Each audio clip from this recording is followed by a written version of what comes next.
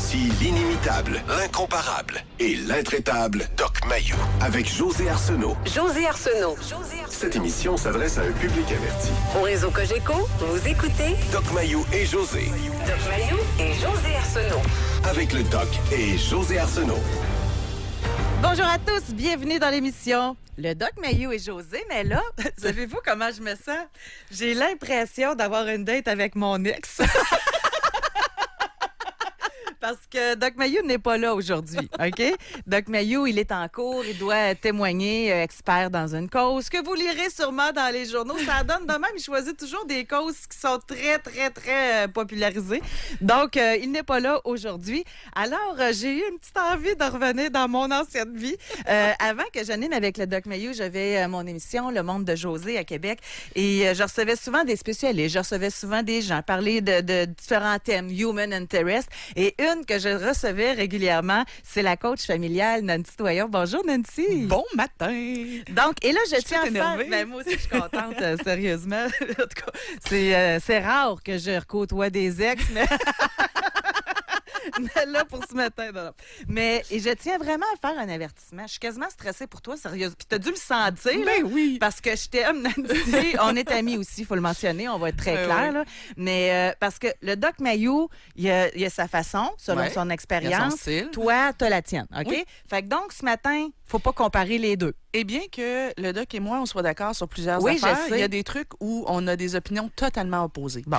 Donc, c'est Mais ça. c'est ça. Fait que là, lui, il est pas là. Là, c'est toi ce matin. C'est ça. Puis, on va y aller vraiment, je dirais, dans le concret. Tu sais, il y a quand même une... On va la faire, la différence. Moi, j'aime ça quand on en parle ouvertement, OK? Ben oui. Doc Mayou, c'est un psychanalyste. Ouais. OK? Fait que lui, il ramène toujours ça, évidemment, là, le plus loin possible pour essayer de comprendre des comportements à ce niveau-là. Et toi, je dirais que tu es dans la concrétitude. Oui, c'est ça. Moi, comme coach familial, je vais dans la maison où je suis à l'école et je travaille dans le concret, dans la gestion du comportement et des stratégies d'intervention. Fait que ma job à moi, c'est de donner des conseils dans les stratégies d'intervention, bien sûr en fonction des causes derrière les comportements. Là, fait que c'est sûr que là, ce matin, on va se parler d'opposition, mais on va essayer de comprendre qu'est-ce qui fait qu'un enfant développe des problèmes d'opposition, un trouble d'opposition ou des troubles de comportement. C'est sûr. Mais effectivement, après ça, moi, ma job, c'est de dire, OK, mais là, au jour le jour, je fais quoi, là? Oui. Matin, il ne veut pas se lever pour aller à l'école, je fais quoi? Donc, c'est Fait que plus donc, ça. ce matin, vraiment, là, vous avez une question concrète. Vous avez des enfants, ça rappelle Vous avez des enfants, vous avez une problématique que vous voulez régler. Moi, j'ai déjà du monde dans la station qui sont venus me voir parce que savaient que tu étais là puis ils m'ont dit, tu poseras telle question, OK? Fait que j'ai ça sur ma liste. Ça peut être au 25-226 ou encore par téléphone, ça va être beaucoup mieux parce qu'on va pouvoir élaborer davantage. Mais juste avant qu'on commence, pour te situer, les gens de Québec te connaissent beaucoup, même dans la province, parce que tout d'abord, toi, tu es coach familial. Les gens peuvent voir ce que tu fais à sosnancy.com. Tu es auteur également. Là, tu es rendu à quoi? 15 livres? Non, je n'ai 6. Ah non, t'en as plus que ça. Non, je n'ai 6. Six? En fait, OK. j'en ai 6 de publiés à moi. OK. J'ai participé aussi à des collectifs d'écriture. OK, bon. OK. J'en ai 2 autres en route là, qui devraient voir le jour bientôt. Excellent. Tu donnes des conférences partout au Québec Yes. également. Tu formes des coachs pour qu'ils deviennent coachs familial. Un peu partout à travers le monde. C'est ça. Au Liban, au Maroc, toi, chose. Excellent. Yes. Donc, Nancy, ça fait combien d'années que tu es dans le domaine? 27 ans. Elle est vieille. Non, c'est déjà... Non, Ça dépend des matins. On a à peu près le même âge, je la taquine. Donc, je vous dis tout de suite, si vous avez un enfant ou des enfants qui ont un trouble de l'opposition ou encore un trouble de comportement. Ou encore, tu sais, sans que le jeune ait un diagnostic de trouble d'opposition, tu sais, on a un enfant que c'est constamment la guerre, tu sais, puis à chaque fois que je lui demande quelque chose, genre, va prendre ta douche, on est parti pour une séance d'ostinage puis d'argumentation incessante et que, bon, tu sais, des enfants qui, si on met une règle, on est sûr et certain que dans la minute qui suit, ils vont transgresser cette règle-là. Et comme des enfants pour qui c'est plus difficile. Ouais. Alors, tout d'abord, au 25-226, Ouais. vivez-vous ça, vous?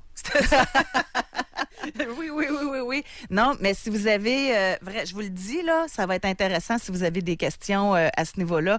25226 par texto ou 1-877-670-9330. Réservez votre circuit tout de suite parce que ça va y aller au toast, comme on dit, au toast keto. C'est job.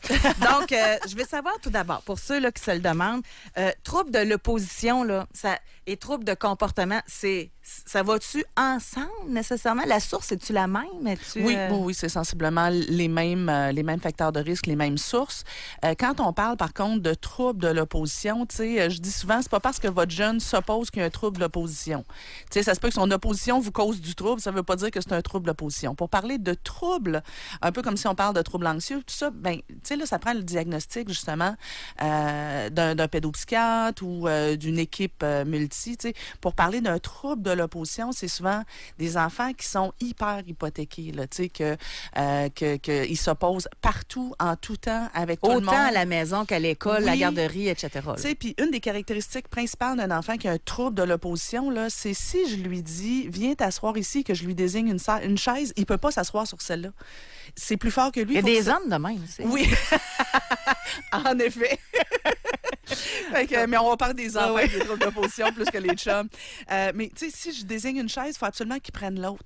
Quand je lui dis, viens ici, ben il va venir au moment exact où lui, ça y tente. Mais tu sais, c'est comme... C'est quoi, je fais une petite parenthèse? Ouais. J'ai l'impression que ce qui aggrave la chose, c'est que le parent oublie qu'il est parent puis qu'il le prend personnel. Il y a juste avec moi qui fait ça. On dirait qu'il est contre moi. On dit, ça se peut-tu, ça? Oui, il y a une portion, mais ça, je te dirais que c'est assez généralisé. Tous les comportements dérangeants, les parents ont tendance à le prendre un peu personnel puis à se dire, ben tu sais, il me fait une crise, et tu sais, il me niaise, il me ça doit cherche. être la principale erreur, selon moi. C'est une des erreurs effectivement hyper courantes que de le prendre personnel. Puis hier, justement, je donnais une conférence sur la gestion des émotions chez les adultes. Puis c'est ce que je disais, c'est ce qui nous fait pogner le plus les nerfs, c'est qu'on a tendance à le prendre personnel. On se dit, ben il fait ça contre moi. Mais tu sais, un enfant qui va bien, il se désorganise pas, ben, sauf quand ils ont 2 ans, 3 ans, là, mais tu sais, un enfant qui va bien, il passe pas ses journées à s'opposer.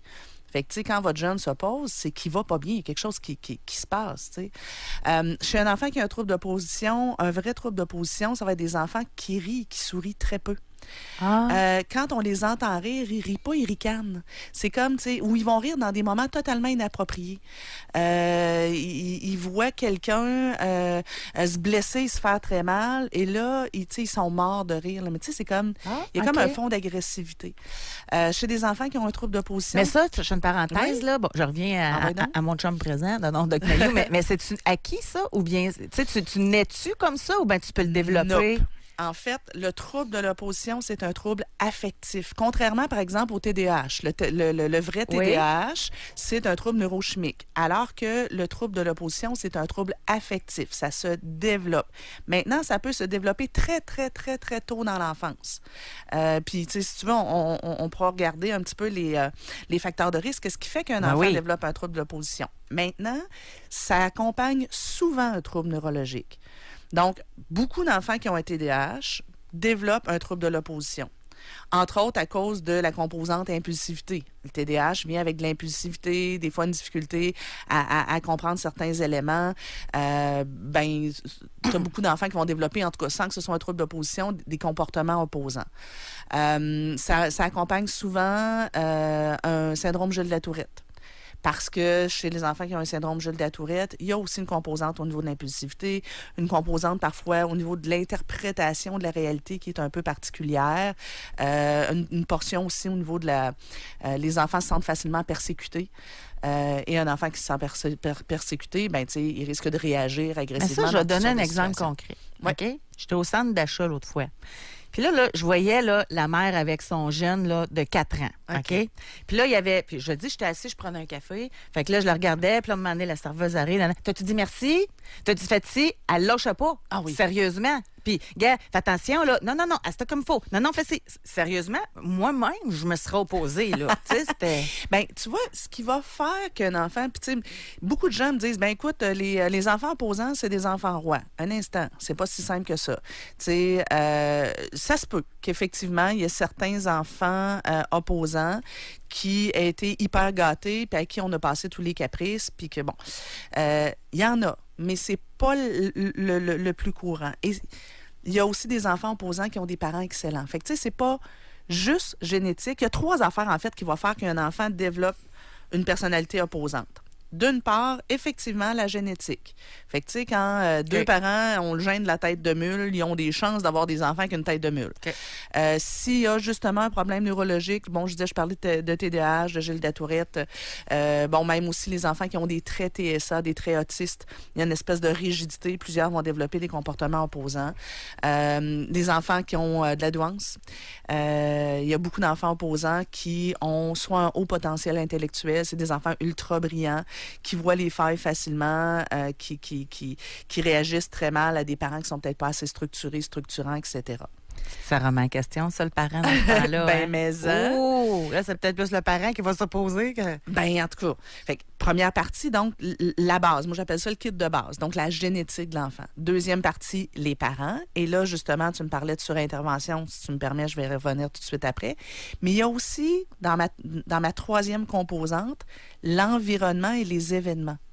Beaucoup d'enfants avec des troubles d'opposition ou des comportements opposants, c'est des enfants qui ont vécu des traumatismes qui peuvent être arrivés très tôt dans l'enfance et que à cause de ce trauma-là, donc il y a des enfants qui présentement ont des comportements opposants, puis peut-être que c'est des relents d'un choc post-traumatique ou quelque chose que l'enfant ne se rappelle pas, mais qui l'a amené à se bâtir une espèce de carapace pour se protéger. Hier, on parlait, notre sujet hier, c'était est-ce qu'un homme violent envers sa femme peut être un bon père? OK? Oui. Fait que là, on parle, parce que je pensais à genre de traumatisme qu'il peut vivre. Un jeune enfant qui voit son père battre sa mère, là, ça peut être traumatisant. Là. Tout à fait. Tout à fait. Fait que l'environnement, il y a ça aussi. Est-ce que mon enfant vit dans un environnement où il voit de la violence sans nécessairement en subir?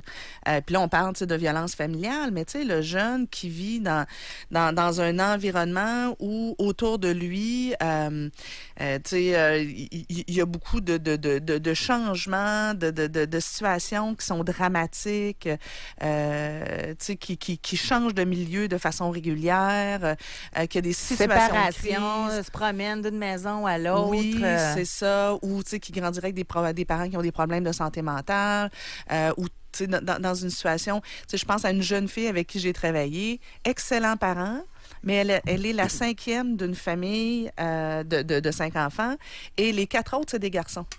Et les 4 garçons jouent très dur.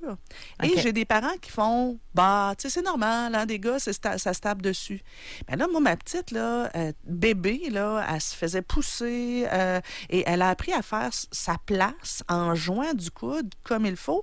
Puis dans cette famille-là, que les enfants se traitent de tout et non puis qui se tapochent, pour eux autres, c'était normal. Fait qu'on a une enfant qui a appris à se blinder, très rapidement. Fait que donc, il y a un peu de tout, tu sais. On va aller à la pause, puis on va revenir sur la surintervention plus tard. Là, je l'ai pris dans mon calepin. Oui. Mais je réfléchissais pendant que tu parlais. Puis là, c'est déformation. Mais quand on parle de troubles de l'opposition, ça se peut-tu des fois que c'est le parent qui s'oppose? C'est pas tant l'enfant, c'est le parent qui amène ça. Oui. Dans beaucoup de familles, puis tu sais, ça va aussi avec la surintervention, on a des parents qui sont toujours dans l'espèce de mentalité de « faut pas qu'ils gagnent, faut pas qu'ils me montent à la tête ». Lutte de pouvoir. Embarque dans des luttes de pouvoir. Au lieu d'avoir un rôle d'éducateur, là, c'est comme je disais tantôt, le prenne personnel, c'est qu'il m'aura pas. Ouais. C'est ça. M'a le dompté, là. Oui. M'a le cassé. C'est ça. Et là, tu sais, t'as des enfants qui sont facilement cassables, qui vont s'écraser. Puis d'autres qui vont se braquer, puis vont faire nous. OK. Alors, Nancy, on va à la pause immédiatement. Mon objectif, c'est de mettre Benjamin dans le jus, mesdames, messieurs. Alors, vous réservez votre circuit téléphonique de maintenant. Vous avez une question par rapport à l'éducation de vos enfants. Vivez-vous ça, le trouble de l'opposition? Mais il y en a un collègue tantôt, il dit on est en plein dedans, là. Il dit je vais écouter l'émission, c'est sûr. Donc, tout de suite, 1-877-670-933. Enseignement. Pour nous rejoindre en studio, 1-877-670-9330 ou par texto au 25-226 FM 93. Alors aujourd'hui, je suis accompagnée de Nancy Doyon, qui est coach familial depuis 25 ans minimum. Et elle est avec nous aujourd'hui pour répondre à vos questions. En passant, le sujet touche énormément de gens par texto. Là, ça défile, c'est incroyable. Oui. Et on va vous parler au téléphone aussi. Puis il y en a même qui nous amènent aussi vers où on voulait aller. Parce que là, on dit qu'il y a différentes causes, différentes sources à tout ça. On va développer tantôt la surintervention. Je l'ai mis dans mon calepin. Mais un qu'on n'a pas nécessairement nommé nommé, puis quelqu'un le dit. Est-ce que ça peut aussi être lié à un manque d'attachement? Oui.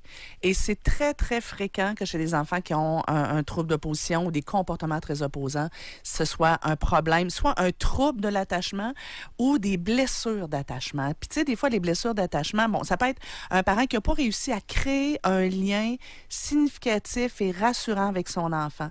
Récemment, bon, il y a eu une belle grosse controverse sur les mamans et les papas, là, on devrait généraliser, là, les parents que quand ils donnent le boire au bébé ou quand il allait, ben, au lieu de le regarder, ils regardent le cellulaire, regardent la télé.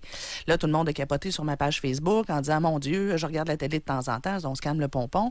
C'est pas parce que tu regardes ton cellulaire ou la télé de temps en temps quand tu fais boire ton enfant que tu ne crées pas de lien d'attachement. Mais le lien d'attachement se crée quand l'enfant est bébé, à travers le regard bienveillant de l'adulte, à travers des câlins, à travers du pot à pot, à travers des moments où on est ensemble puis que l'enfant se sent investi émotivement.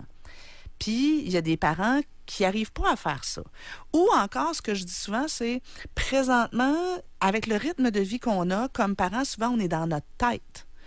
Et on est dans notre tête et dans la tâche. Fait qu'on, les enfants se lèvent le matin, notre préoccupation, c'est qu'ils s'habillent, qu'ils déjeunent puis qu'ils partent à l'heure. Ils reviennent le soir, ben notre préoccupation, c'est de préparer le souper puis de faire les devoirs. Mais on est dans notre tête. Et des enfants, c'est pas dans leur tête qu'ils vivent, c'est dans leur cœur, dans leur trip, dans leur corps. Et eux, ils ont besoin de créer des liens significatifs de cœur à cœur. Et malheureusement, dans beaucoup de familles, les parents prennent pas le temps de faire ça. Même moi, là, récemment, ma fille est rendue à 20 ans. Je me souviens pas, un vendredi soir, elle vient de l'école parce qu'elle est à l'extérieur. On a de la musique, le foyer, puis on jase. On fait juste jaser. Et ma fille qui me dit « Hey, ça fait longtemps qu'on n'a pas fait ça, juste s'asseoir puis jaser. » Je fais « Hey boy, c'est vrai. C'est donc ben pouiche. On a tendance à écouter un film, à faire quelque chose, à jouer aux cartes, tu sais. Mais juste s'asseoir puis jaser, pas tant. » Mais tu sais, il y a beaucoup de familles qui ne créent pas ce lien-là ou encore qui brisent constamment ce lien-là. Tu sais, j'en parlais hier dans ma conférence sur la gestion des émotions adultes, le parent qui est surréactif puis qui fait peur à son enfant. Tu sais, qui utilise beaucoup la menace. Tu sais, quelqu'un racontait une dame qui disait à sa petite fille « Hey, si tu fais ça, m'a tué. » T'es morte si tu fais ça. Elle n'est pas au petit enfant de 4 ans, là. Elle, elle voyons croit donc, son il n'y a parent. pas des parents qui parlent de même à leur enfant. Oui. Fait que là, la mère, elle dit, voyons donc, c'est une façon de parler, parce qu'il y a quelqu'un qui a réagi. Hey! Elle dit, oui, mais pas petite poulette à 4 ans, elle le sait pas, elle. Elle pense que sa mère peut vraiment la tuer. Tu sais qu'il y en a du monde, des fois, quand ils ne prennent pas 2 secondes pour réfléchir. Non, là. ils n'ont pas réfléchi. Le parent, que quand ça marche pas, il sac une bonne claque sur la table en faisant un gros « Hey! » Ben, écoute, il est content, l'enfant, il arrête. Mais il ne réalise pas qu'il est en train de saisir l'enfant. Puis Il l'écrase. Là. Ben, il l'écrase, puis il crée de la peur. Fait que ça fait des blessures d'attachement. Ou encore, tu sais, de façon totalement involontaire. L'enfant en bas âge a dû être hospitalisé quelque part. Il a vécu toutes sortes de traumas, de peurs, et son parent n'était pas toujours là. Ben, tu sais, le parent a bien fait ce qu'il pouvait. C'est vraiment pas de la faute du parent, mais l'enfant, par contre, il peut avoir eu des blessures d'attachement. On va voir beaucoup de blessures d'attachement chez des enfants de militaires. Les papas sont super investis, sont proches de leur enfant, ils jouent avec eux, ils créent un lien super fort. D'un coup, oups, ils disparaissent pendant 6 mois. L'enfant de 7 ans, il est capable de comprendre, mais celui de 3 ans puis de 2 ans, il ne comprend pas. Mais ça, tu sais, je veux dire, c'est involontaire, c'est un bon parent, là. On en a une, elle dit fille de 7 ans, douée, retard d'une année sur l'apprentissage de lecture. Doué et retard sur l'apprentissage de lecture. OK. Débute depuis 1 an une phase d'opposition. Que faire? En fait, premièrement, je veux répondre à ton point d'interrogation dans ta face. Un enfant peut être doué dans certaines sphères de sa vie et avoir des lacunes dans l'autre. OK. Et parfois, la douance va amener certains enfants à avoir du mal à se concentrer parce que ça va pas assez vite. En tout cas, bref, il peut y avoir plein de facteurs qui vont amener qu'un enfant va doué peut avoir des difficultés scolaires. Quoi faire? Bien, dépendamment de l'âge de l'enfant, ça va être essayer. Il va falloir d'abord investiguer, essayer de comprendre qu'est-ce qu'il y a derrière cette opposition-là. Est-ce que j'ai un enfant qui présentement va pas bien? Tu sais, elle me dit, bon, ben, il y a des retards scolaires. Est-ce que c'est un enfant qui a l'impression qui vit continuellement un sentiment d'échec, d'incompétence, qu'à l'école, elle se sent nulle, qu'elle se sent à part des autres, tu sais, fait que souvent, il y a une espèce de charge émotive que l'enfant va cumuler ailleurs. Puis quand il arrive à la maison, ben il est encore bien maladroit pour l'exprimer. Les enfants ne savent pas prendre soin d'eux. Tu sais, moi, quand je file pas, je vais me faire un bon bain. Ouais. L'enfant qui file pas, il sait pas comment gérer ça et ça sort tout croche. Et parfois, de s'opposer à ses parents, de faire des crises, de tomber dans de l'impulsivité, même de l'agressivité, c'est sa façon de décharger sa charge émotive, son stress. Et là, quand on travaille sur la cause, donc travailler sur t'en demander moins, te mettre moins de pression, tu sais, entre autres, on va souvent avoir des enfants qui sont des anges à l'école puis diable à la maison. À l'école, là, c'est numéro 1, A1, ça va super bien parce qu'un des facteurs de risque, c'est l'anxiété aussi. Quand un enfant vit de l'anxiété, souvent, ça peut se traduire. Il se défoule à la maison. Oui, là. c'est ça. Fait que tu as des enfants qui s'exigent, moi j'appelle ça l'anxiété de conformisme, j'ai inventé le terme. À l'école, ils s'exigent d'être parfaits en tout temps. Et là, toute la journée, ils carburent aux hormones du stress, l'adrénaline puis le cortisol. Puis toute la journée, ils mettent le pied sur le frein. Ils sortiennent. Quand ils reviennent à la maison, ils sont tout croches, ils filent pas. Ils ont la charge émotive au bord des lèvres. Presto, ils sautent. Oui, ils savent pas comment s'en débarrasser, ils savent pas comment l'exprimer, ils savent pas comment prendre soin d'eux. Donc, ça sort tout croche. Quand on travaille sur la cause, que l'enfant s'en demande moins, tiens, les comportements diminuent. Là, je vous lis, mais j'aimerais bien mieux vous parler en passant.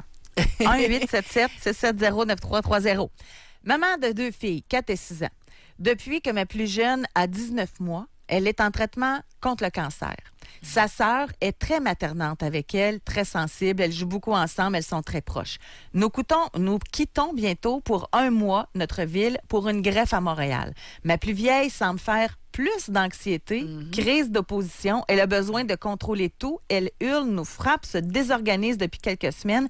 Elle viendra nous voir à Montréal et résidera entre-temps chez les grands-parents pour l'école. Je ne sais pas comment gérer ça puisque je me sens prise dans la situation, celle de sa sœur, où je n'ai pas beaucoup de pouvoir. Oh là là. Ce que je vous encourage à faire, c'est d'aider votre grande à exprimer tout ce qu'elle peut vivre par rapport à cette situation-là. Puis à 4 ans, ça se peut qu'elle l'exprime avec des mots, mais des fois, ça va être à travers le dessin. Fait qu'on pourrait l'amener 1 fois, 2 fois, 3 fois, 5 fois, 10 fois à dessiner tout ce qu'elle vit, puis comment elle se sent.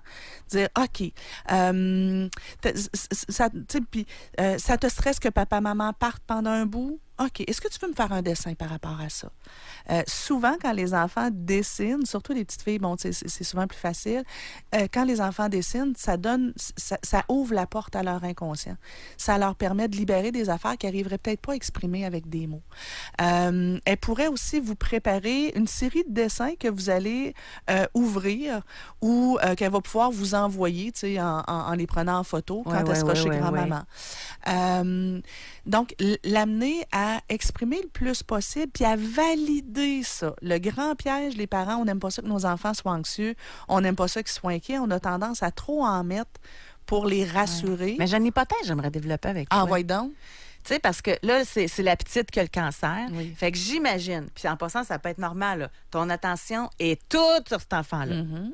Fait que pendant ce temps-là, la plus vieille, elle en a moins. Et là, en plus, il déménage, puis elle va rester chez ses... Elle a-tu un sentiment peut-être d'abandon aussi? Bien, oui, c'est ça, probablement que la petite, elle se sent un peu mise de côté. Celle de 4 ans, elle Ben non, comprend c'est pas. elle qui a le cancer. Non, c'est ça, mais celle de 4 ans peut se sentir un peu mise de côté, puis de dire, ben écoute, tu sais, à quelque part, là, l'enfant pas malade dans une famille, parfois, fantasme d'être malade pour avoir autant d'attention, mais il sait pas, tu sais, il sait pas tout ce que ça impliquerait, là. Oui, il peut y avoir un sentiment d'abandon qui est là. Il peut y avoir beaucoup d'inquiétude pour sa petite sœur. Ouais. Donc, il peut y avoir probablement un gros mélange de toutes sortes d'affaires. Fait que cet enfant-là, il va falloir lui ouvrir la porte pour l'extérioriser. Et quand elle va l'extérioriser, ne pas tomber dans « ben non, tu devrais pas te sentir de même. Ben non, tu vas voir, ça va bien aller chez mamie. Ben non, tu vas voir, ça va bien aller avec tu sais, Juste accueillir, ah oui, tu t'inquiètes pour ta Écoute. sœur. Ouais, nous autres aussi, on est inquiets. C'est vrai que c'est pas le fun.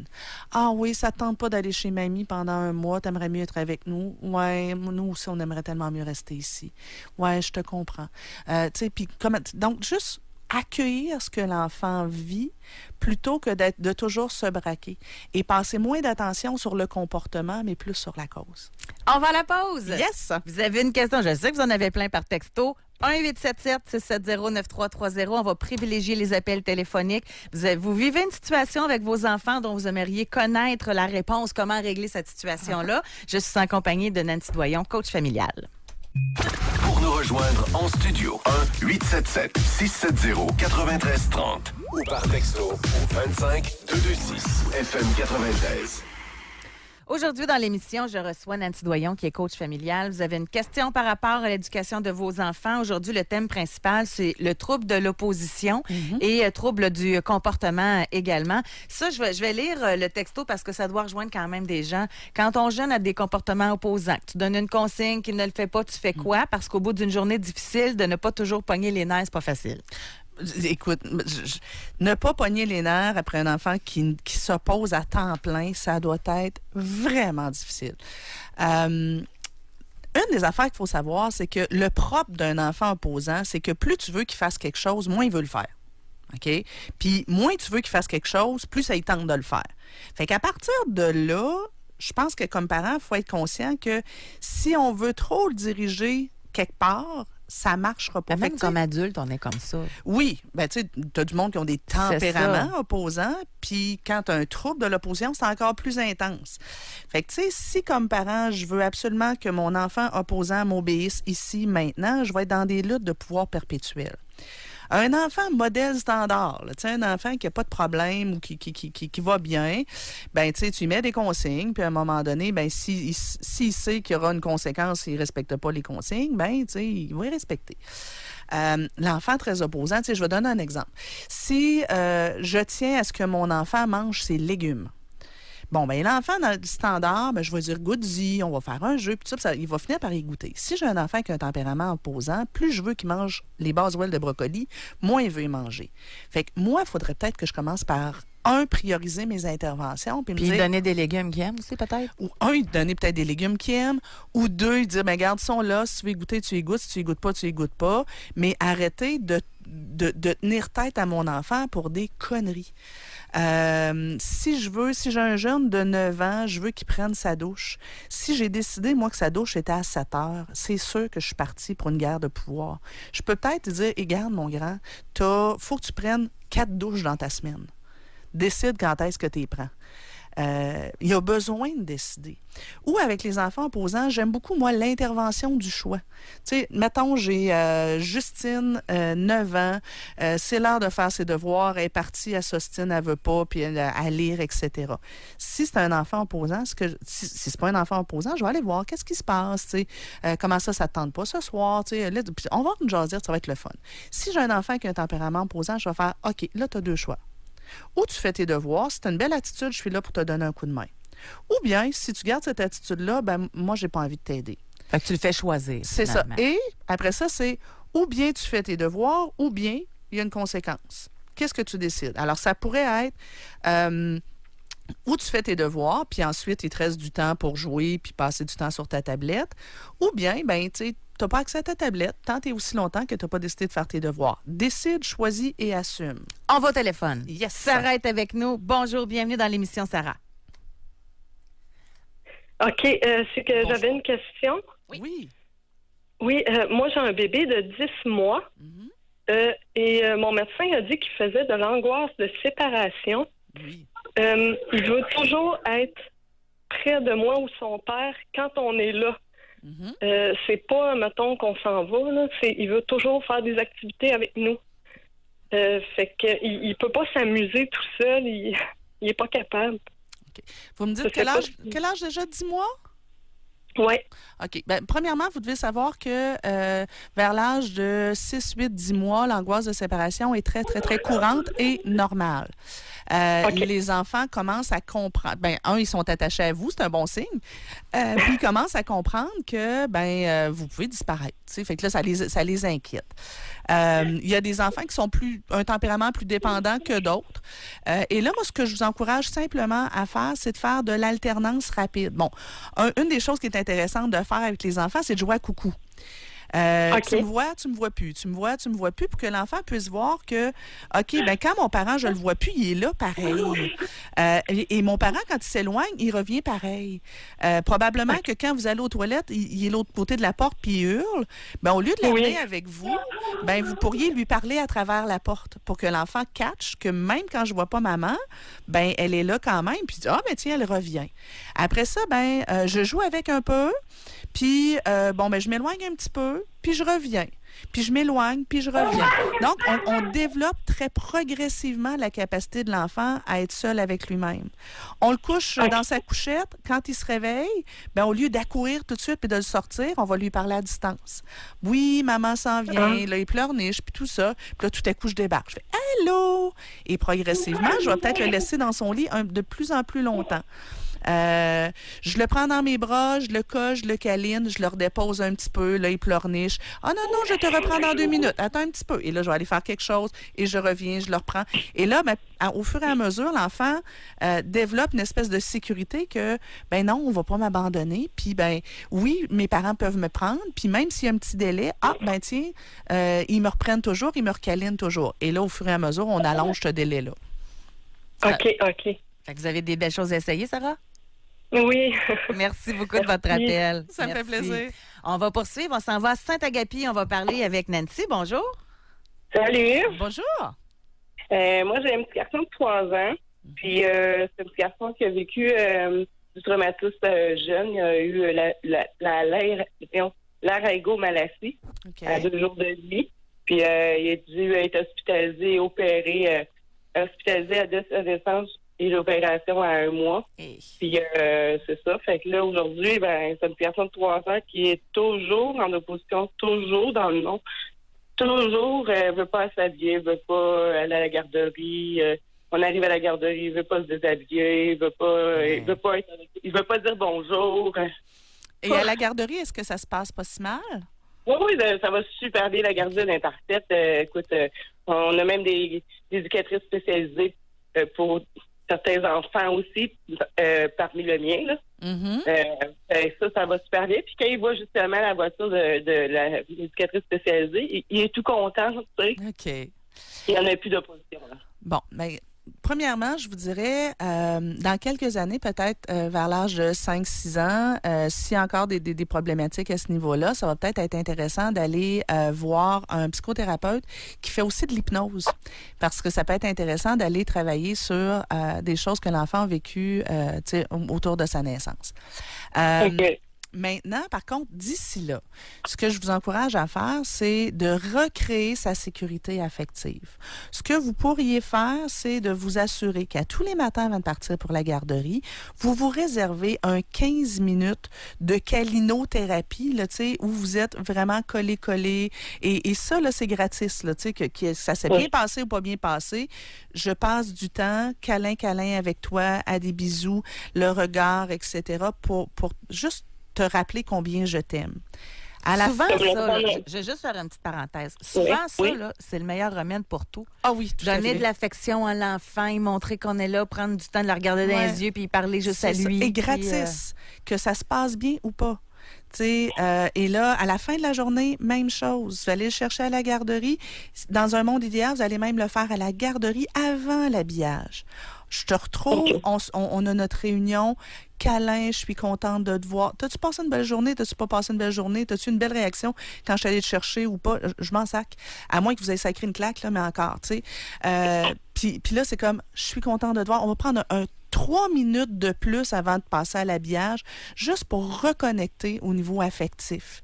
Après ça, avant le dodo, on va toujours faire la même chose. Ça se peut que dans la soirée, on sera obligé de le gronder, puis on sera obligé de le chicaner parce que, il a tapé, il a fait des choses qui n'étaient pas correctes. Bon, ça ne veut pas dire de laisser passer les choses. Ça se peut qu'il y ait des conséquences. Ça se peut qu'on dise, non, ça, c'est pas permis. Mais à travers, toujours s'assurer de rajouter des moments affectifs et des moments de plaisir gratis. On rit ensemble, je te taquine, je te chatouille et juste s'assurer que votre petit loup, puis tu sais, il est en train de bâtir son identité.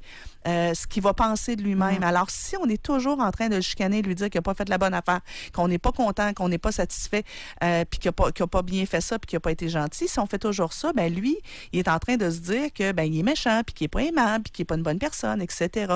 Alors, à ce stade-ci, c'est hyper important que votre coco sente que même si ça ne va pas toujours bien, il est important. Il est aimé envers et contre tous. Ça vous parle-tu, Nancy? Beaucoup. Oui. Mais par contre, le soir, je lui fais des massages de pieds. Ça, ouais. On a notre temps pour ça. Puis je donne un petit 2-5 minutes de me coucher à côté de lui après le massage et tout ça. Puis, et c'est important que quand vous faites ça, vous soyez totalement présente à lui au niveau affectif. Oui. Des fois, on fait des choses avec nos enfants, mais on n'a pas vraiment de qualité de présence. On n'est pas tout à fait là. Oui, c'est ça, où on pense à autre chose. Fait que, tu sais, là, vraiment s'assurer que ces moments-là, vous êtes totalement là, puis que votre verbal, votre non-verbal, ce qu'ils disent, c'est « je t'aime, peu importe ce qui arrive ». Merci, Nancy, de votre appel. Merci. Je voulais juste savoir, dormir la lumière ouverte, c'est nouveau, puis y a-tu... je veux dire, je le laisse faire, c'est correct aussi. Oui, mais je ne vous encourage pas à le laisser faire à long terme parce que la lumière ouverte nuit au sommeil. Alors, vous pourriez peut-être essayer de remplacer la grosse lumière par une plus petite, puis après ça, une plus petite, puis une plus petite, puis une plus petite. On a une veilleuse au mur, là, tu sais, une veilleuse murale, là, okay. Ça a toujours été. Puis c'est tout nouveau, fait que là, moi, je tolérerais pas ça, mais ça apporte une opposition encore. Est-ce que je le laisse pleurer? Est-ce que... Oui. Non, là, si la lumière fait que ça évite qu'il pleure et qu'il soit anxieux, pourquoi pas. Puis vous pourrez le retravailler un petit peu plus tard. Là, okay. Puis ça m'amène à un autre point. Je m'adresse à vous, mais à tous les autres parents qui ont des enfants opposants. Avec un enfant qui s'oppose beaucoup, on peut-tu choisir nos priorités d'intervention? Oui, c'est ça. Nos combats. Oui, en fait, j'aime pas dire choisir les batailles parce qu'on on revient aux fameuses luttes de pouvoir. Puis élever un enfant, c'est pas une bataille, là, c'est une aventure. Mais est-ce qu'on peut choisir nos priorités d'intervention puis se dire, regarde, il y a des affaires qu'on va travailler plus tard. Pour l'instant, là, je vais m'en tenir à l'essentiel. L'important, c'est que mon enfant sente qu'il est une bonne personne, il sente qu'il est aimé de façon inconditionnelle. L'important, c'est qu'on ait du fun aussi ensemble, puis le respect. Tu sais, la violence, le respect, ça va être l'essentiel. Merci, Nancy, de votre appel. C'est moi qui vous remercie. Bye-bye. Donc, on va aller à la pause. Mais c'est spécial ce que je vais te dire, mais je ramène tout le temps ça à l'adulte. Ben oui. Parce que tu sais, le respect de l'enfant, moi, j'y crois totalement, quel que soit son âge. Et, tu sais, la hiérarchie, là, c'est pas toujours nécessaire. En tout cas, ça, pour moi, là, c'est pas nécessairement l'idéal parce que je me disais, admettons que tu parles, tu reviens de travailler, tu as une grosse journée. Okay? Puis là, tu parles avec ton conjoint, tu y parles, tu as de quoi y dire, là. Mais lui, il regarde son golf, son hockey pendant que tu y parles. Tu dis, chérie, c'est parce que je suis là, je te parle. Mais l'enfant, c'est la même affaire. Oui. L'enfant, c'est te parle, puis tu le regardes pas quand il te parle, puis tu fais d'autres choses. On ressent la même affaire. Puis des fois, on dirait qu'on l'oublie. Ben oui, écoute, moi, si mon chum, il me dit qu'il m'aime en s'enlevant les moutes sur le chandail, tu comprends bien que je me sens pas aimée, mais quand il me regarde avec ses grands yeux bleus, puis que je le sens vraiment connecté, puis qu'il me dit à quel point je suis importante pour lui, les genoux me plient, là, tu sais, et là, ça me parle. Mais tu sais, 52 fois par jour, des bravo champions, super, excellent, génial, wow, super. Mais que c'est juste dit avec la tête, ça sert pas à grand-chose. Mais 2 minutes et quart. On revient à la surintervention. Oui. T'as-tu payé le compte d'électricité? T'as-tu fait les changements d'huile? T'as-tu fait ci? T'as-tu fait ça? Puis tu sais, les parents, on se met la pression de dire, faut que j'élève mon enfant. Fait que s'il y a des problèmes, faut que je règle ça. Mais justement, ramenons ça à la relation de couple. Si, admettons, dans mon couple, présentement, ça va pas très bien, puis que 80% du temps qu'on passe ensemble, on le passe à parler de nos problèmes de couple. À critiquer. Puis à juste travailler sur ce qui va pas bien, puis qu'on n'a plus de fun ensemble, tu comprends bien que le couple, il va péter. Bien, si 80% du temps que je passe en compagnie de mon enfant, je m'occupe juste de ses mauvais comportements, de ce qu'il n'a pas fait de correct, de tout ce qu'il faut que je travaille avec lui, puis qu'on n'a plus de fun, puis qu'on on ne connecte plus sur ce qui va bien, bien, ça va empirer la situation. On va à la pause, Nancy. Au retour, 1-877-670-9330. Vous avez une question par rapport à vos enfants, comment ça se passe à la maison, troubles d'opposition, troubles de comportement. C'est le temps. Je suis avec Nancy Doyon, coach familial, SOSNancy.com. Au réseau Cogeco, Vous écoutez Doc Mayou et José Arsenault. cette émission s'adresse à un public averti. Jusqu'à 11h, vous écoutez Doc Mayou et José Arsenault. Avec le Doc et José Arsenault. Alors, 1-877-670-9330, parce que déjà qui dit j'aimerais ça recevoir le numéro de téléphone, s'il vous plaît. 1-877-670-9330. Je suis en compagnie de Nancy Doyon, qui est coach familial. Aujourd'hui, on y va concrètement avec vos questions-réponses. Ici, on a quelqu'un qui nous écrit pour nous dire on a 4 ans, on a 4 ans différents à l'école et à la maison. À l'école, il ne parle pas. À la maison, il est dans l'action et souvent le non. On a une de 5 ans qui prend énormément de place et qui tasse toujours son frère. Il réactionne, donc j'ai quelques questions. Si vous avez de la place au téléphone, dès maintenant. 1-877-670-9330. Mais ça, j'ai l'impression que tu peux déjà même commencer à intervenir là-dessus. Bien, c'est sûr que j'en parlais tantôt. Il y a forcément de l'anxiété derrière. S'il ne parle pas à l'école, probablement qui se retient tout le temps et qui vit pas beaucoup d'anxiété. Moi, j'aurais tendance à proposer à ces parents-là d'aller consulter. Parce que l'enfant, s'il parle pas du tout à l'école, là, et qui est très, très, très, très, très renfermé, quelques rencontres avec un bon psychologue, ça va donner un sérieux coup de pouce. Et là, je prêche pas pour ma paroisse. Dans cette situation-là, j'irais plus vers un psychologue que vers un coach familial. OK. Par contre, pour travailler avec la grande qui prend de la place à la maison puis qui tasse le petit frère, puis de savoir comment réagir dans les situations de chicane de frères et sœurs, ça, c'est une job de coach familial. Donc, ce que je suggère, c'est de voir pourquoi est-ce que la petite prend beaucoup de place comme ça.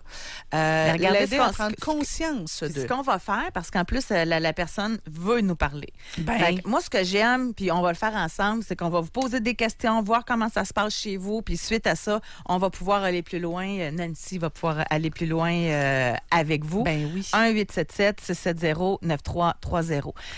Ici, on a Femme 38. Elle dit « J'ai une fille de 7 ans. Elle pleure pour tout. Quand je lui demande de s'habiller, de manger, mais elle pleure vraiment pour tout. Elle pleure avec des larmes. Et parfois, quand elle se rend compte qu'elle pleure pour aucune raison, elle se met à rire. Je me questionne vraiment. » On parle probablement d'une enfant hypersensible. Il y a vraiment des gens qui ont une hypersensibilité et que ils vivent dans des espèces de montagnes russes émotionnelles. Un peu comme quand on est en SPM, là. Oui. On pleure en regardant une pub à télé. Là. Tout à fait. En vieillissant, ça va probablement devenir un atout pour elle d'avoir cette belle sensibilité-là. Mais pour l'instant, c'est sûr que c'est pas toujours évident au quotidien. Moi, j'aurais tendance à investiguer est-ce qu'on a une enfant qui elle pourrait aussi être dans un état dépressif. Est-ce que cet enfant-là, dans la vraie vie, elle a aussi du plaisir? Est-ce qu'elle est de bonne humeur? Est-ce qu'elle joue? Et si dans sa vie, elle va généralement bien, ben j'aurais tendance à apporter peu d'attention et faire peu de cas du fait qu'elle pleure souvent. Pour pas renforcer ça. Non, c'est ça. Puis justement, faire comme elle, de dédramatiser ça, tu sais, puis dire, tiens, les larmes coulent ce matin. OK, Nancy, on les laisse couler. On a retrouvé... Bien, on l'avait pas perdu. On accueille celle qui posait la question. C'est Frédéric. Bonjour, bienvenue dans l'émission. Bonjour. Bonjour. Oui, donc, allez-y. Vous avez dit que vous aviez quelques questions pour Nancy. Je vais juste répéter le texto pour nous remettre dans le contexte. Enfant de 4 ans qui ne parle pas à la maison, il est dans l'action, souvent dans le non, puis une de 5 ans qui prend toute la place, finalement. OK. Oui, c'est ça exactement. En fait, 4 ans, donc maternelle 4 ans cette année, il y a eu un petit peu de misère à s'adapter.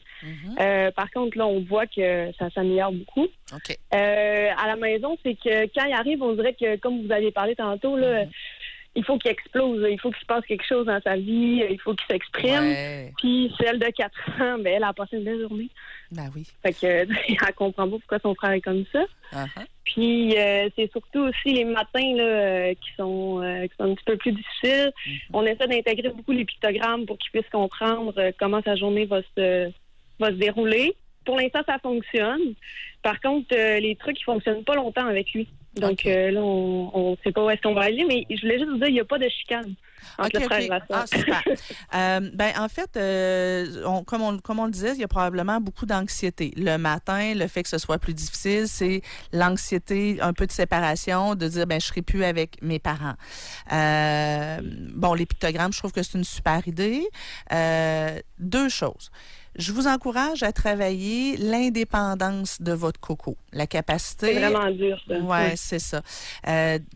Plus on va travailler son indépendance à la maison, moins il va vivre d'anxiété quand il s'en va ailleurs. L'indépendance, ce que je veux dire, c'est être capable, par exemple, de vivre des délais dans les demandes d'attention. Il veut vous montrer quelque chose, c'est « oui, mon cœur, je vais le regarder, ça sera pas long », mais on le fait attendre un petit 2 minutes. Il voudrait grimper sur vos genoux, c'est pas le bon moment. « Regarde, mon cœur, là, je suis en train de manger, on va se câliner tout à l'heure. Je te prends pas à ce moment-ci. » Il veut vous donner un bisou à un moment qui est pas opportun ou ça vous adonne pas. Ça va me tenter de te donner des bisous, mais pas maintenant. Donc, lui faire vivre régulièrement des petits délais dans ses demandes d'attention. Vous allez à la salle de bain, il veut aller avec vous. Non, mon cœur, je vais aller à la salle de bain toute seule. Je m'en vais prendre ma douche. Écoute, tu vas survivre. Tu sais, donc, l'amener avec des moments où vous n'êtes pas présent, où il n'est pas toujours collé à vous, mais tout en lui donnant aussi beaucoup d'attention dans d'autres moments. Donc, une espèce d'alternance. C'est ça que j'ai l'impression, parce que j'ai l'impression que des fois, la grande, elle prend tellement beaucoup de place que là, lui, on dirait qu'il n'y a plus ses moments à lui. Puis c'est pas un enfant qui est... On essaie de se coller le soir, des choses comme ça, mais c'est juste quand ça, il tente. J'ai l'impression qu'il est plus ouvert. C'est correct aussi de respecter ça. Moi aussi, des fois, ça me tente que mon chum me colle, puis des fois, non. Votre grande aussi, je vais vous encourager à travailler son indépendance. De dire, là, je passe un moment avec ton frère. Je comprends que tu aimerais ça que ce soit avec toi aussi, mais des fois, c'est toi, des fois, c'est ton frère. Et là, tu sais, vraiment d'être assez stiff dans, non, là, je suis avec ton frère, tu me déranges pas. Il y a des moments où on est tous les trois, puis des moments où je suis avec ton frère, puis des moments où je suis avec toi. Fait que donc, tu sais, tout travailler cette espèce d'indépendance-là, ça va réduire un peu la rivalité entre les deux. Ça risque de réduire aussi l'anxiété. À la fin... Puis... allez-y. Non, mais ce que je voulais dire, c'est que souvent aussi, on essaie de travailler beaucoup leur autonomie parce qu'ils ne savent pas jouer si ils sont pas... Ils sont allés à la garderie très tôt. Fait que les jeux, ça a toujours été des jeux qui sont... animés. Des périodes de temps, des affaires comme ça. C'est des jeux qui sont supervisés. Puis on dirait que quand on leur dit « OK, c'est jeu libre pendant 30 minutes, jusqu'à temps que le time timer finisse, ils ne savent pas quoi faire. » Effectivement, et je vous encourage à continuer de le faire. C'est un excellent moyen.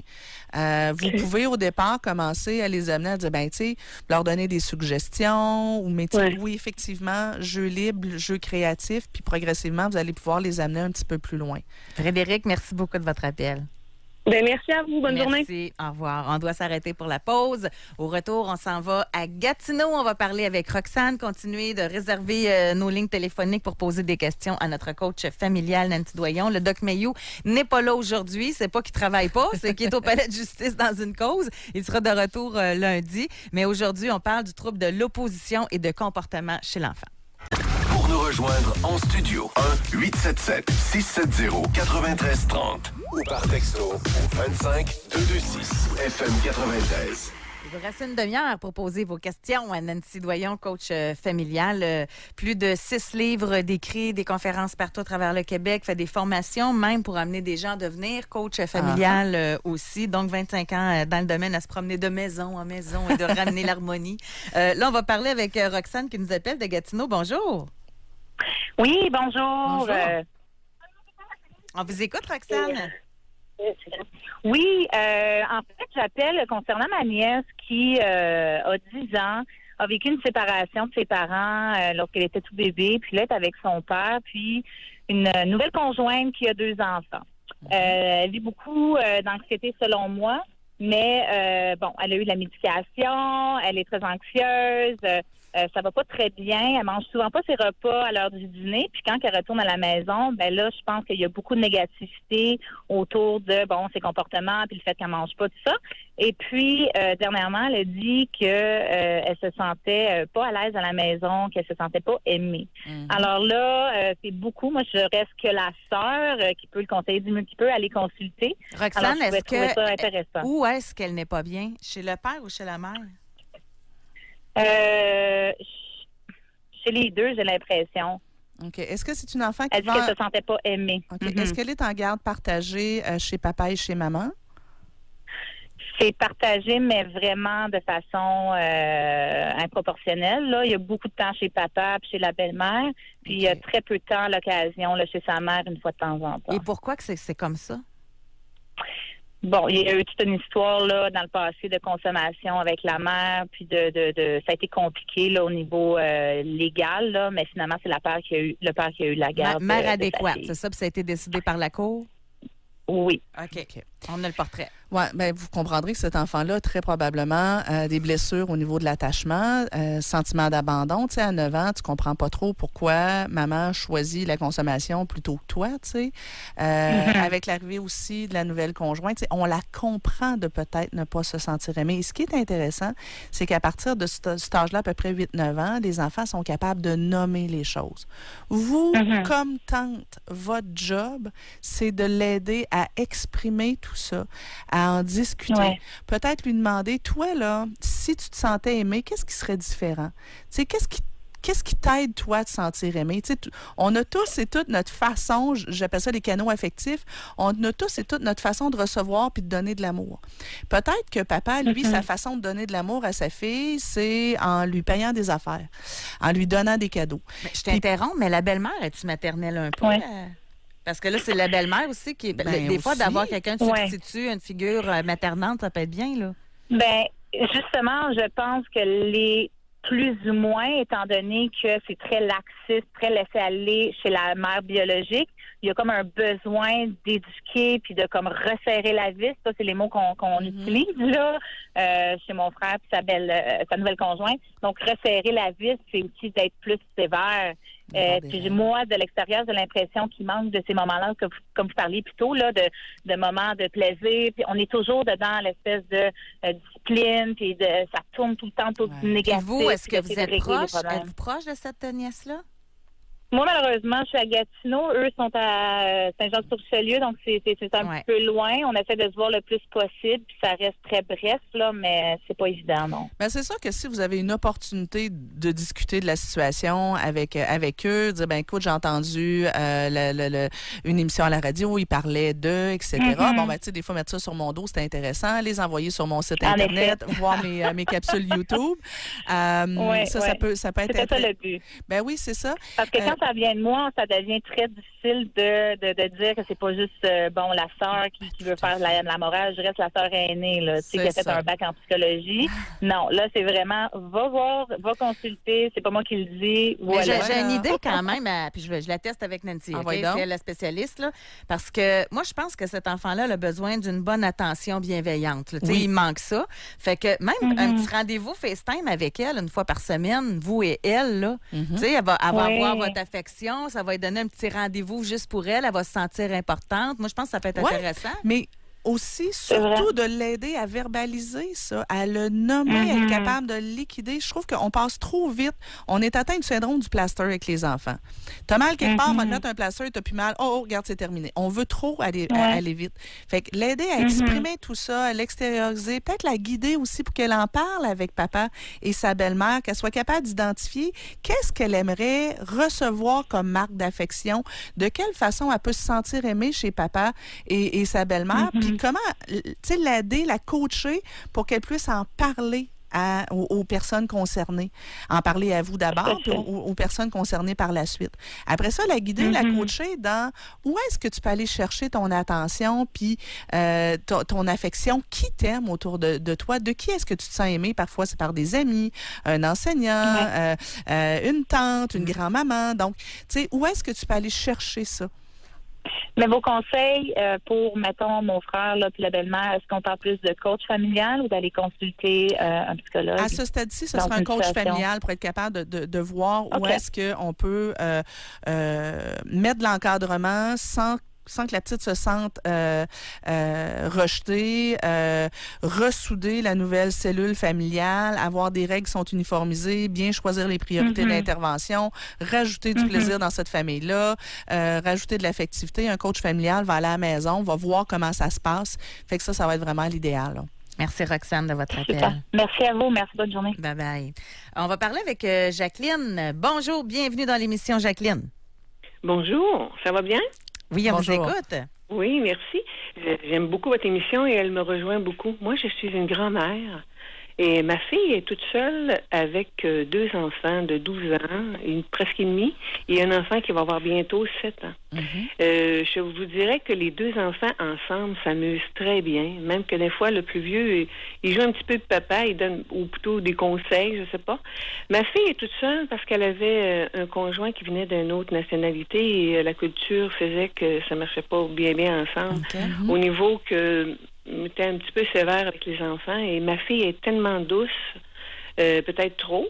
Le fait que ce que vous avez dit tantôt, que j'ai trouvé très, très bien, pas mal l'affaire que vous avez dit qu'elle fait. Le 1, 2, 3, ensuite, mais le 1, 2, 3 se rallonge jusqu'à 25. Ouais. Puis là, c'est quoi, les conséquences, ben, elle a de la misère. Elle a de la misère à les tenir parce que on dirait qu'elle comble le manque du papa, je sais pas. Et moi, en tant que grand-mère, je suis très impliquée. Mais des fois, je garde avec eux autres. Mais quand je garde des enfants ou je vais l'aider du mieux que je peux. Et admettons que je veux faire prendre le bain du petit, mais malgré que là, il est capable de le faire toute seule, mais c'est toute une histoire, c'est des petits coups de pied, puis des petites choses comme ça, là. Et le plus grand, ben c'est laisse-moi tranquille, malgré qu'ils me disent bonjour, ça va bien mamie, tout ça. Ils sont très différents, mais ils sont très attachés, mais ils chicanent de temps en temps aussi. Ben là. oui, c'est bien normal. Mais ce que je vais en venir, c'est que le plus grand, il est renfermé. Parce que depuis, il était très près de son père. Et quand il est parti, là, presque 3 ans, il s'est plus renfermé. Je veux dire, à l'école, il va au secondaire et il est moins, je dirais, moins ouvert. Il est très gêné. Fait que quand il revient à la maison, et là, il n'y a plus de contact avec son père? Ben, on ne sait pas très vraiment à quelle place qu'il est, mais lui, le plus vieux de mes petits-fils, il est capable de le rejoindre. Je ne sais pas comment il fait ça, en tout cas. Et mais puis, moi, Jacqueline, j'aimerais savoir quelque chose, parce que là, le père n'est pas là, c'est un fait. C'est quoi le lien de la mère, le lien affectif de la mère avec cet enfant-là? Avec ça? Ben parce que vous dites que c'est le plus vieux là, qui est plus renfermé depuis que son père a quitté. Le plus vieux, il est renfermé. C'est ça. Mais votre fille, là, c'est quoi son lien à elle avec cet enfant-là? Oh mon Dieu, elle lui parle, j'ai des je t'aime, elle a une très belle relation avec lui. Donc, elle a une belle relation, mais vous me disiez tout à l'heure, je pense que peut-être qu'elle manque d'encadrement. Là. Il y aurait peut-être... la bienveillance est là, mais la fermeté moins. Tu sais, moi, j'aime bien parler de fermeté bienveillance. C'est plus avec le... Quand c'est le temps des devoirs et les bains, là, et les mots à dites tablettes que le père a rentré dans la maison, ça, c'est... on a beaucoup de misère avec ça, sauf que, mettons que quand il arrive, elle va lui dire bonjour, elle va l'embrasser. Elle est très affectueuse, elle va les voir quand ils dorment, elle va demander est-ce que ça va. Mais là, en fait, votre question, où est-ce que ça vous inquiète, le conseil que je pourrais vous donner serait à propos d'eux? Bien, c'est parce que l'affaire, c'est que, c'est drôle à dire, je pense qu'elle est trop douce. OK. Oui, effectivement, c'est pas drôle à dire. Les enfants ont besoin d'amour et de bienveillance. Donc, on en a parlé quand même pas mal. Je pense pas qu'on peut être trop doux, là, sérieusement. Non. A besoin d'affection En fait, c'est ça. On peut pas être trop doux. Mais on trop doux dans le sens que, écoute, mon petit chaton, et ça peut durer longtemps. Ben, c'est correct, ça. Tous les enfants rêvent de ça, d'avoir une mère comme ça. C'est ça. Oui, c'est extraordinaire, c'est ce que je vous dis. Mais ça prend quand vient aussi le temps de mettre des balises... Voilà, ça prend les deux. Ça prend et la fermeté et la bienveillance. Ça prend et des règles, un encadrement j'appelle ça du leadership de l'adulte. Ça prend un adulte qui est leader, que quand c'est l'heure de la douche, ben c'est comme « Hey, mon loulou, c'est l'heure de la douche. Oh, non, on lâche ça. C'est l'heure de la douche. » Une capacité d'être structurant, mais aussi... L'amour, c'est pas un ou l'autre, en fait. C'est pas être trop douce, fait qu'elle devrait être moins douce pour mettre des règles. Faut qu'elle continue d'être douce comme ça et de mettre des règles et, dans certains moments, être un petit peu plus structurante, un peu plus sévère. Mais pas quand je parle de sévère, c'est pas de crier sur les enfants, c'est pas de passer notre temps à punir, c'est juste d'être structurant. Si ça vous tente, vous pouvez aller voir sur SOS Nancy. On a une formation web qu'elle peut écouter sur le leadership parental. Pour moi, leadership parental. Ouais, ça s'appelle discipline et leadership. Pour moi, faire de l'autorité, c'est pas mettre des règles puis des punitions. Pour moi, faire de l'autorité, c'est être un leader. Avoir une attitude qui inspire l'enfant à collaborer puis qui comprenne, bien, regarde, quand c'est le temps de faire ça, c'est le temps de faire ça. Si tu choisis de pas le faire, il y a des... Bon. Okay. Mais Elle le fait, mais c'est parce que ça se rend 25 fois. On dirait qu'ils n'ont pas peur, ben, je sais pas, là. On n'a pas besoin d'avoir peur. La discipline, non, mais c'est non, pas de la dans peur. le sens que moi, je comprends ce que vous voulez dire, mais dans le sens que moi-même, j'y vais, je vais dire, bon, ben, regarde, là, on va faire ça, puis tout ça. Puis moi, je suis pas dure non plus, mais elle, c'est dur à battre. Jacqueline, on va se quitter là-dessus. On doit aller à la pause. Merci beaucoup de votre appel. Puis au retour, d'ailleurs, ça m'amène à un autre thème. Mm-hmm. Quand il y a trop de personnes en autorité autour de l'enfant, puis respectueusement. Je sais que Jacqueline est super bienveillante et qu'elle veut le bien des enfants. Mais mettons que l'enfant est à la garderie. Il y a quelqu'un qui travaille, une intervenante. Il est à la maison, il y a le père. La famille est séparée, il y a l'autre famille qui est là. Il y a les grands-parents qui veulent s'en mêler. Souvent, il y a des clashs. Moi, dans ce temps-là, c'était pas comme ça. On était bien plus sévère. Là, tu le fais pas. Là, l'enfant, là, il est pogné avec toutes ces figures d'autorité-là. Ça doit être quelque chose Tout mêlé. Fait Et qu'on ça va a à la été pause. documenté scientifiquement que plus l'enfant a de figures d'autorité, plus il y a de risques de développer des problèmes d'opposition. Fait qu'on va à la pause. Si vous vous reconnaissez là-dedans, si vous avez des questions, 1-877-670-9330. Marais. Pour nous rejoindre en studio, 1-877-670-9330 ou par texto au 25226 FM 93. Alors, c'est notre dernière partie d'émission accompagnée de Nancy Doyon, qui est coach familial. Femme, 25 ans. Je voulais savoir quoi faire avec une petite fille de 2 ans, agressive à la garderie et à la maison très impulsive, qui réagit beaucoup à l'arrivée de son petit frère. Lui demande énormément de temps, surtout au dodo. Je tente de lui donner du temps de qualité, mais c'est très difficile avec le plus jeune. Ben oui. Écoute, premièrement, on peut-tu lui donner le temps de s'adapter, cette pauvre poulette-là? Tu sais, l'arrivée d'un petit frère, là, ça se peut que ça lui prenne une bonne année, peut-être 2, avant d'avaler la pilule de « elle est plus le centre de l'univers ». Deuxièmement, est-ce qu'on peut lui nommer, lui dire « je pense que c'est difficile pour toi hein? ». D'aborder le sujet de front. Là. Oui, c'est ça. Mais tu sais, dans toutes sortes de situations, là, tu sais, je sais pas, moi j'ai le bébé d'un bras, puis là, la petite essaye de me grimper dessus, dire « oh, t'aimerais ça hein, que ce soit juste toi? Ouais, ton petit frère, il prend de la place. Hein? OK, garde, je prends du temps avec ton petit frère, puis après ça, je vais te donner du temps à toi. » Et là, aller encore une fois dans l'alternance. Encore une fois, on peut utiliser le dessin, dire « qu'est-ce que tu aimes d'avoir un petit frère? » Dessine-le. Qu'est-ce que tu aimes pas d'avoir un petit frère? Dessine-le. Bon, à 2 ans, peut-être qu'elle dessine pas encore super bien. On va faire des lignes mauves.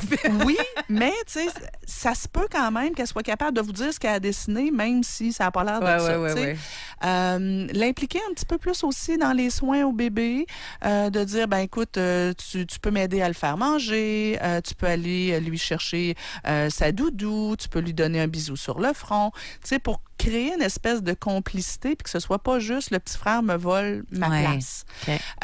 Et là, ben tu sais, elle disait, bon, ben on lui en donne de l'attention, continuer de le faire, mais c'est souvent pas suffisant pour que l'enfant, tu sais, je veux dire, c'est pas magique, là, tu sais. Fait que oui, il faut lui laisser le temps de digérer la situation, pauvre cocotte. Un autre texto. J'ai une petite fille de 2 ans qui a beaucoup de misère à se coucher le soir. Je veux faire pipi, je veux de l'eau, je veux me bercer. Papa vient me voir, maman vient me voir. Elle se lève encore. Quels sont les trucs que l'on pourrait aborder pour la casser? Oh! Le poil me vise les bras, moi, quand j'entends ça, la casser. OK. On va plus utiliser ce langage-là, OK? On ne casse pas les enfants, on casse même pas un comportement, puis on casse même pas une habitude.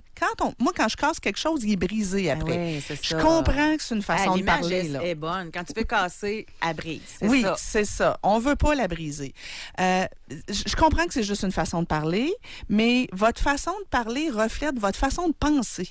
Alors, si vous avez dans votre pensée le « faut que je la casse », ça veut dire que forcément, vous avez une pensée de... Autoritariste, en tout cas. Oui, de « je veux que le comportement change sans égard à son besoin ».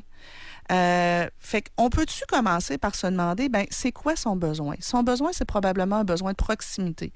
On peut se demander aussi qu'est-ce qui fait qu'elle a du mal à se coucher le soir. Ben c'est probablement la coupure dans le lien relationnel qui est difficile pour elle.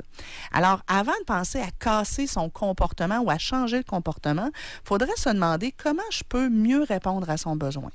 Est-ce qu'on a suffisamment de temps avant le coucher pour passer du temps de cœur à cœur avec elle, puis est-ce qu'on est vraiment présent quand on lui donne de l'attention avant le coucher? Est-ce qu'on l'a suffisamment nourri en attention le soir? Ensuite, est-ce qu'on a nourri dans le jour son indépendance? Est-ce que c'est une enfant qui est capable de jouer tout seul? Est-ce qu'elle est capable d'attendre quand elle veut de l'attention? Si, quand je la fais attendre dans son besoin d'attention pendant 5 minutes en plein jour alors que je suis à côté, elle capote et elle devient anxieuse, bien, il faut que je m'attende à ce que le soir, ce soit ça. Mais je veux donner un petit truc super simple pour les enfants qui ont tendance à faire 1000 demandes à l'heure du coucher. C'est le système de jetons. Semaine numéro 1. Je mets 5 jetons, je donne 5 jetons à l'enfant ou 5 pompons ou 5 bidules sur sa table de chevet. Puis je dis, après l'heure du coucher, si tu as besoin de me voir, si tu as besoin d'un câlin, si tu as une question, tu prends un des jetons puis tu me demandes. Quand je viens, tu dois me donner ton jeton. Quand il n'y a plus de jetons, je ne retourne plus.